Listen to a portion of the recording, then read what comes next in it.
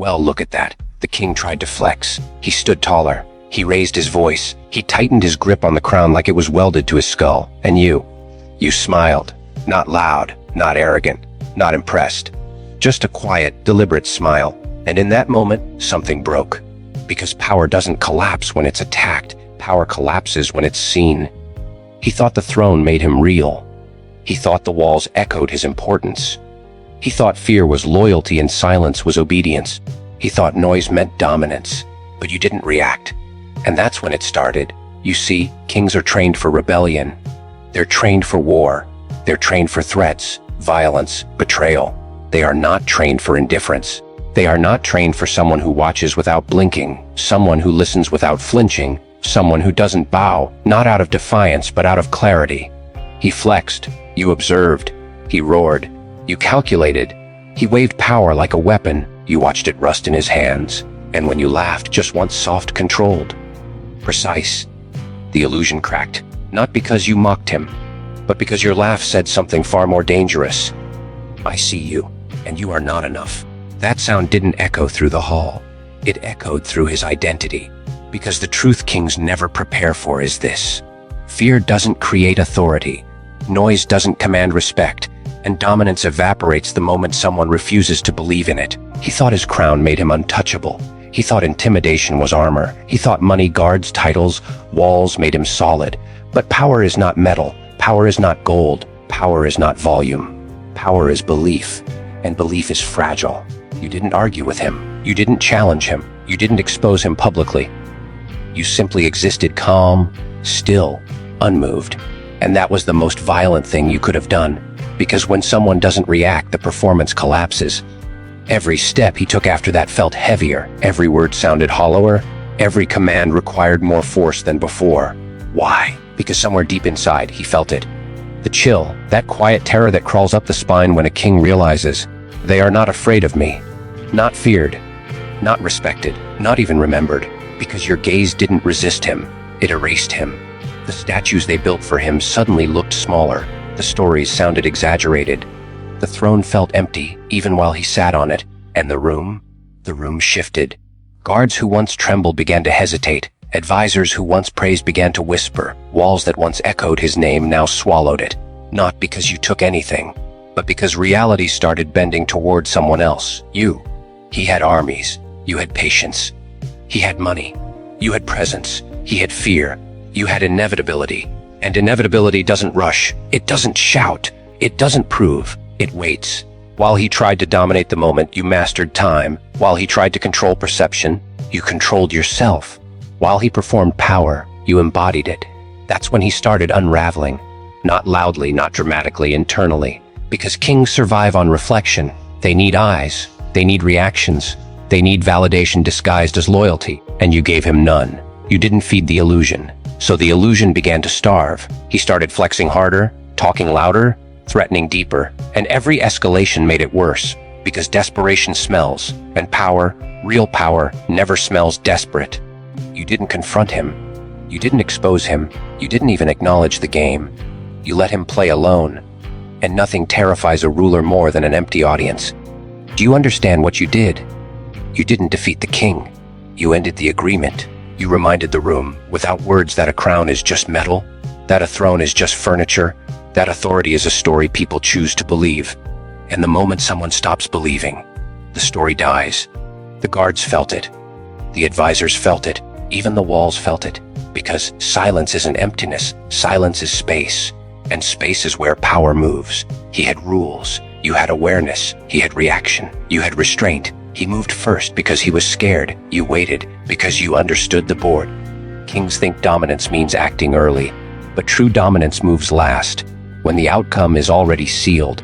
He thought he was intimidating you, but intimidation only works on people who still care. You didn't, and that's when the cold started creeping in. The air felt different around him. The crown felt heavier. The throne felt unstable, not because anything changed externally, but because internally he knew. Someone had seen through him, and once power is seen clearly, it cannot be unseen.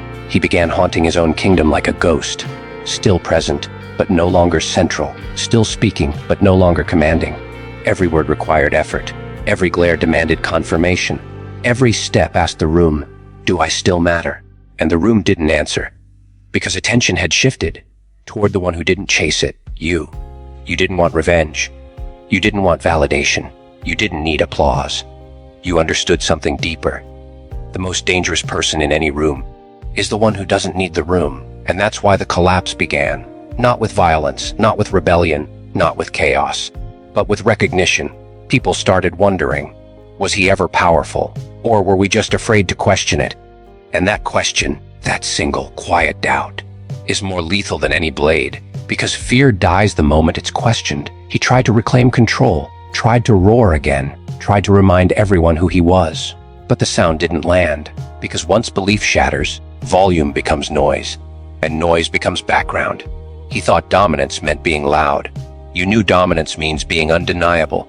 You didn't need permission. You didn't need approval. You didn't need to move. Your calm was enough. Your presence was enough. Your single laugh controlled, measured, final, did what armies couldn't. It ended the myth. And here's the truth they'll never teach in schools, the truth kings never admit, the truth buried under laws, titles, and gold. Power is not taken, it is recognized. And the moment recognition shifts, everything collapses. He is still breathing, still walking, still wearing the crown. But the king is gone. Because a king without belief is just a man sitting on furniture, and now the throne is empty. Not physically, but spiritually. And the world has started watching you. He felt it before anyone said a word. That subtle resistance in the air, that pause before obedience, that hesitation that didn't exist yesterday. The king tried to ignore it. Kings always do. They tell themselves it's temporary, that people are just tired, that fear will settle back into place if they press harder. So he pressed. Harder commands, sharper threats, louder presence. And every move he made exposed him more. Because power that needs reinforcement is already dying. He didn't understand what happened. He thought control was slipping because of enemies, traitors, conspiracies. He never suspected the truth, that nothing attacked him. You simply stopped believing. And belief, once withdrawn, never returns the same. He started noticing the looks. Not rebellion, not disrespect, something worse, calculation. Eyes no longer dropped instantly. Silence no longer felt obedient. It felt measured. As if people were watching him the way you watched him. Calm, detached, unimpressed. That's when fear crept in. Not fear of overthrow, not fear of violence, fear of irrelevance. Because a king can survive hatred, he can survive rebellion, he can even survive loss. But a king cannot survive being unnecessary. So he tried to reclaim the stage. He reminded them of what he had built, of the walls, the guards, the wealth, the history. But history doesn't protect power. Presence does. And his presence was cracking, because every reminder sounded like insecurity. Every flex felt like pleading. Every roar asked a question instead of issuing a command. Do you still see me? But the room didn't answer, because attention had already shifted toward the one who never asked for it. You were still silent, still watching, still unmoved, and that terrified him more than rebellion ever could, because violence has shape, noise has direction, but silence is infinite. Silence gives space for thought, and thought is where illusions die. He began walking through his kingdom like a man visiting a museum of his own past. Everything looked the same, but felt wrong. The throne no longer felt elevated. The crown no longer felt heavy with meaning, only weight. Even his shadow followed him differently. Not proudly, not sharply, hesitant, as if unsure he was worth copying anymore. He tried to confront the feeling. He blamed advisors. He blamed disloyalty. He blamed weakness in others. But deep down, where no crown can reach, he knew the illusion had been pierced. And it wasn't pierced by violence. It was pierced by clarity. Your clarity. Because when someone sees power clearly, they stop feeding it emotionally, and power starves without emotion. Fear feeds it. Admiration feeds it. Hatred even feeds it. But indifference kills it. That's why kings hate observers. Observers don't react. They don't rush. They don't mirror energy. They watch patterns, and patterns expose weakness. He realized something too late. You never opposed him. You studied him. Every flex, every speech, every dramatic pause, you saw the script. And once a script is seen as a script, it loses all magic. He was acting. You were aware. He was performing dominance. You were embodying control. That's when he started chasing relevance, chasing reactions, chasing the authority he once assumed was permanent, and the moment power chases, it's already lost. You didn't move. You didn't step forward. You let him exhaust himself, because inevitability never rushes. It waits for the collapse to complete itself. Every step he took toward regaining control pushed him further from it, because people began comparing. Not openly, not verbally, internally. They compared his noise to your calm, his aggression to your stillness, his urgency to your patience. And patience always wins, because patience signals confidence, and confidence bends reality. He started feeling watched, not protected, not admired, judged, measured, weighed, and found lacking. That's the moment a king becomes dangerous, not to others but to himself. Because insecurity in power breeds chaos. He lashed out. He tightened rules. He demanded loyalty. But loyalty demanded is obedience, not respect. And obedience collapses the moment fear weakens. He couldn't understand why fear was weakening. He was louder than ever. But fear doesn't respond to volume. Fear responds to uncertainty, and you introduced uncertainty simply by existing. Calm, unmoved, unreachable. He tried to provoke you, indirectly, through displays, through shows of force. But you never bit, because you understood something he didn't. Reaction is consent, and you never consented. So the game shifted.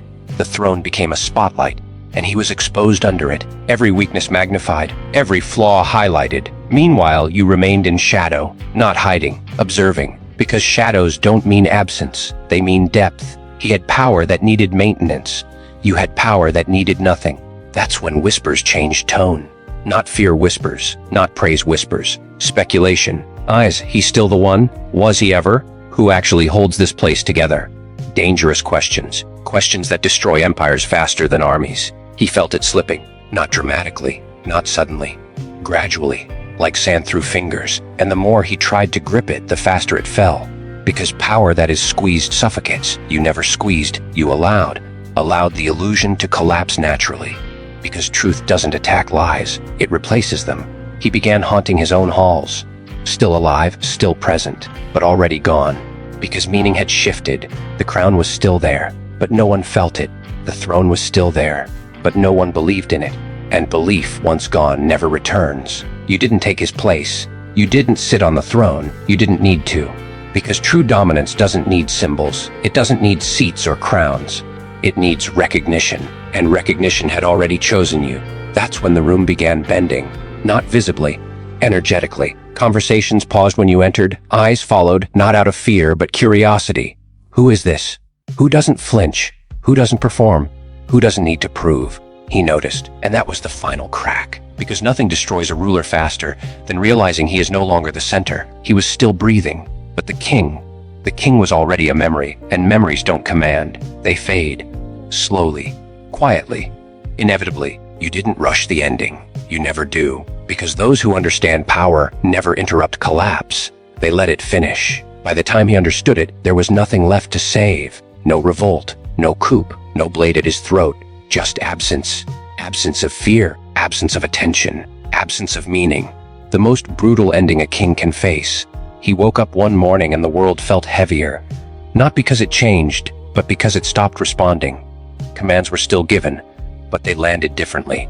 Eyes listened, but didn't receive. Bodies obeyed, but minds had already left. And that's when power truly dies.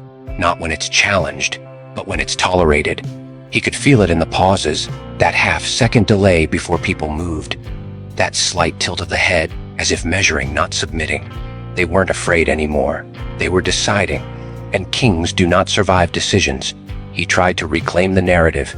He reminded them of his victories, of the enemies he crushed, of the order he created. But order without belief is just routine. And routine belongs to machines, not rulers. The crown sat on his head, but it no longer sat in the room. Because the room had chosen something else. Not a new king. Something far more dangerous. An inevitability. You still hadn't moved. That was the part he couldn't understand. No speeches, no declarations, no grab for power. You didn't take the throne. You made it irrelevant. Because real dominance doesn't replace symbols. It outgrows them. He realized too late what you were. Not a rival, not a challenger, a constant. Someone who didn't need timing, because timing bent around you. Someone who didn't need permission, because permission assumes hierarchy, and hierarchy had already collapsed. He tried to speak louder, but volume without weight is just sound. He tried to intimidate.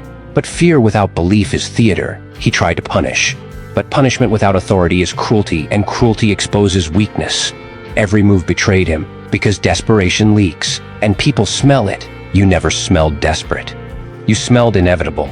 That's when the world began completing the shift. Not dramatically, subtly. Influence moved first, then respect, then gravity. People started aligning without realizing it. Decisions passed through you without asking. Consensus formed around your silence. Not because you demanded it, but because your presence simplified things. Clarity has gravity, and chaos always orbits clarity. He noticed that when you entered a space, arguments dissolved, noise faded. People straightened not in fear, but in focus. You didn't command attention. Attention recognized you. That recognition hurt him more than any rebellion. Because recognition can't be forced. It must be earned or revealed. And you were revealed, not as someone hungry for power, but as someone untouched by it. That's the paradox kings never survive. The one who doesn't want the crown is the only one who can carry its weight. He tried to confront you. Not directly. Kings never do. He tried through symbolism, through presence, through displays meant to remind everyone he still mattered. But every display felt hollow, because contrast had been established. His power needed effort. Yours needed nothing. And effort is weakness when exposed. You never reacted, not because you were passive, but because you were finished. Finished proving, finished explaining, finished participating in illusions. You had already won by not playing. That's when the final realization hit him. The one that breaks rulers quietly. He wasn't losing power. Power had simply moved on, without ceremony, without announcement. Because power doesn't say goodbye. It just leaves. He started seeing it in reflections. Not mirrors, people. They no longer reflected him. They reflected you. Calm, measured, certain. And certainty is terrifying, because certainty doesn't argue. It doesn't negotiate. It doesn't retreat. It waits. He understood something then. The throne wasn't taken from him. It dissolved beneath him, because a throne only exists when others need someone to sit on it. And they didn't need him anymore. They didn't need anyone loud. They didn't need anyone threatening. They didn't need anyone proving strength. They needed stability. And stability had chosen you, not as a ruler, as a presence. He faded while still standing, speaking while unheard, moving while unseen, a ghost in his own kingdom. Because the final form of defeat is not destruction, it's irrelevance. You never claimed victory, you never celebrated, because victory assumes conflict, and you were never in conflict. You were always inevitable. That's why the ending feels quiet. No cheers, no chaos, just alignment, the world adjusting its weight, the shadows following you, not because you commanded them, but because light bends shadow, and your clarity. He still exists somewhere, breathing, remembering, haunted by the moment it all shifted. That single laugh, not cruel, not mocking, honest, a laugh that said, I see through this. And once seen, an illusion never recovers. The crown is still metal, the throne still furniture, but they mean nothing now, because meaning has moved to you, not because you chased it, but because you never needed it, and that is the ending kings fear most. No enemy, no war, no overthrow. Just silence choosing someone else. You didn't conquer, you outlasted, you didn't dominate, you remained. You didn't rise, the world leaned. And now, the throne is empty, not because no one sits on it, but because no one believes in it. And belief belongs to you now. Without effort, without announcement, without lifting a finger. That is real power, quiet, heavy, unavoidable, the kind that doesn't end kings, it makes them irrelevant. And that is final.